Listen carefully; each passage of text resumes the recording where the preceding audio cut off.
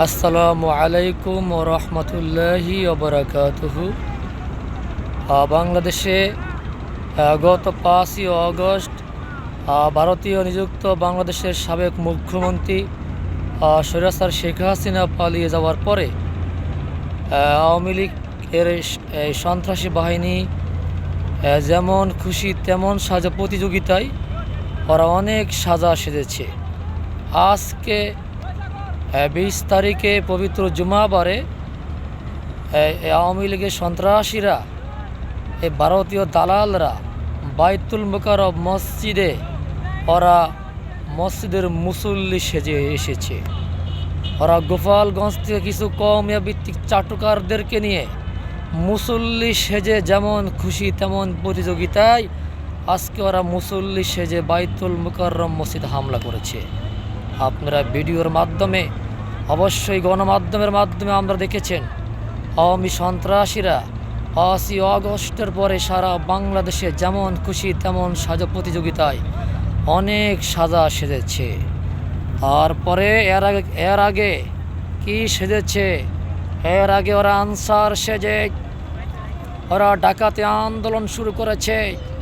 সে আন্দোলনের বড় মুভমেন্ট ছিল এই স্বৈরাচার শেখ হাসিনার কিছু পেটুয়া বাহিনী, যাদেরকে সত্যস্বরূপ আনসার নিয়োগ দেওয়া হয়েছে। আসলে ছিল ওগুলা আওয়ামী লীগের সন্ত্রাসী, সেটাও জাতির কাছে উন্মোচন হয়ে গেছে। তারপরে ওরা শাহবাগে হিন্দুদেরকে দিয়ে ওরা গণসমাবেশ করেছে। মানে আওয়ামী লীগ যেমন খুশি তেমন প্রতিযোগিতায় হিন্দু সেজেছে। ওদের ধর্মের কোনো দাম নাই, হিন্দু শাস্ত্রেও ওদের কোনো ভয় লাগে না। শাহবাগে লক্ষ মানুষের সমাগম হয়েছে। আমি নিশ্চিত করে বলতে পারি হিন্দুরা জাতির এই ক্রান্তি লগ্নে সংকটময় মুহূর্তে শাহবাগে এসে কখনো হিন্দুরা ধরনের আন্দোলন করবে না। আওয়ামী লীগের সন্ত্রাসীরা, যুবলীগ, ছাত্রলীগের, আওয়ামী লীগের অঙ্গ সংগঠনের সন্ত্রাসীরা এই হিন্দু সেজে ওখানে শাহবাগে এসে ওরা আন্দোলন করেছে। তারপরে ওরা ঢাকা মেডিকেল কলেজের ডাক্তারদের উপরে হামলা করেছে। সে হামলা করেছে ছাত্রলীগের এক হিন্দু নেতাকে ধরেছে দিনাজপুর থেকে, ওখানে ওরা ব্যর্থ হয়েছে। তারপরে এদেশের সংখ্যালঘু সম্প্রদায়কে সীমান্তে নিয়ে ওরা ভারতকে বোঝাতে সক্ষম হতে চায় বাংলাদেশের সংখ্যালঘুরা খুবই অসহায় এসেছে, খুবই অসহায় আছে। বাংলাদেশের সংখ্যালঘুরা যে কোনো মুহূর্তে ভারতে প্রত্যয়ন করতে পারে। অথচ ত্রিপুরার মুখ্যমন্ত্রী বলেছেন শেখ হাসিনার পতনের পরে এ দেশে একজন বাংলাদেশও ভারতে অনুপ্রবেশ করে নাই।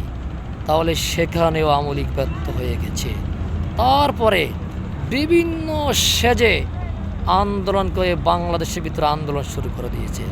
তারপরে বাংলাদেশের ইনকামের অন্যতম সোর্স গার্মেন্টস শিল্পে, ওরা গার্মেন্টস শিল্পে সে গাজীপুরে বিভিন্ন জায়গায় ওরা গার্মেন্টস শিল্পের শ্রমিকদেরকে উস্কানি দিয়ে ওরা সেখানেও একটা সন্ত্রাসী কার্যকলাপ করেছে।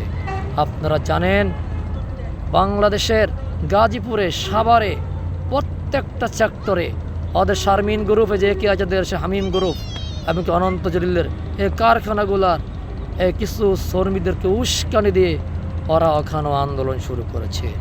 ওখানে ওরা ব্যর্থতে পরিণত হয়েছে।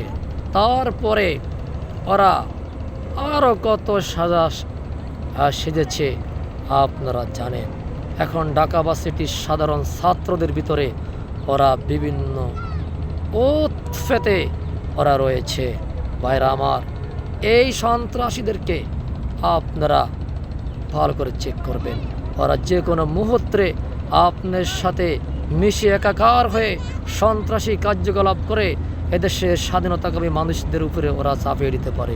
সুতরাং বাংলাদেশের 5ই আগস্টের পরে আন্দোলনকারী প্রত্যেকটা জনতাকে চোখ কান দৃষ্টি রেখে খোলা রাখতে হবে, যাতে ভারতীয় এই এজেন্টরা এদেশে বিভিন্ন আন্দোলনের মাধ্যমে এদেশের মানুষকে ক্ষতি না করতে পারে, এদেশের অর্থনৈতিক কাঠামোর ক্ষতি না করতে পারে।